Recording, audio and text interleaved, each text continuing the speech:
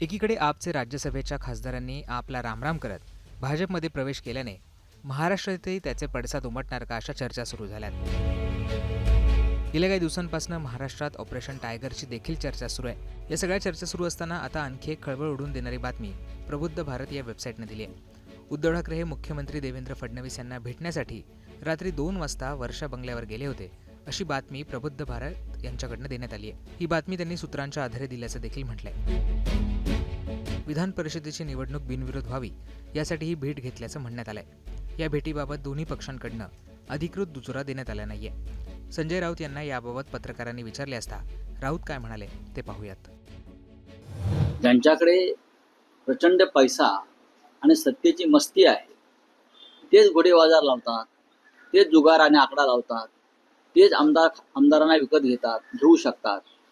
विरोधी पक्ष ते घोडे बाजारात उतरतच नाही कधी। हा इतिहास नाही आहे महाराष्ट्रात किंवा देशातला।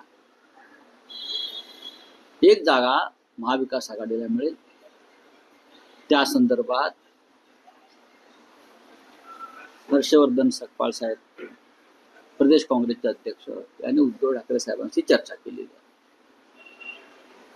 सुप्रियाताई सुळे किंवा त्यांच्या राष्ट्रवादी काँग्रेस पक्षाने त्यांची भूमिका जाहीर केलेली आहे। आता शिवसेनेनं काय करायचं, कोणता उमेदवार द्यायचा या संदर्भातला निर्णय हे फक्त शिवसेना पक्षप्रमुखच घेऊ शकतात। आता तुमचा जो मुख्य प्रश्न आहे की मुख्यमंत्री फडणवीस आणि उद्धव ठाकरे यांच्यात चर्चा झाली का, याचं उत्तर हे दोन नेतेच देऊ शकतील।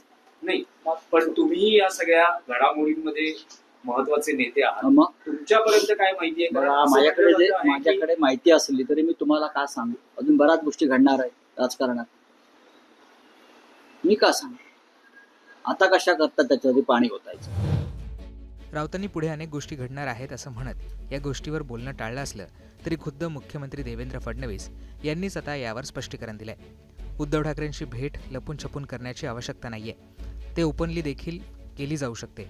असे कुठलेच विषय आमच्यात नाही की ते लपवण्याची आवश्यकता आहे, असं मुख्यमंत्री देवेंद्र फडणवीस यांनी म्हटलंय। असं आहे, उद्धव ठाकरेंना जर मला भेटायचं असेल किंवा आमची भेट व्हायची असेल तर ती लपून छपून करण्याची आवश्यकता नाही आहे, ती ओपनली देखील केली जाऊ शकते।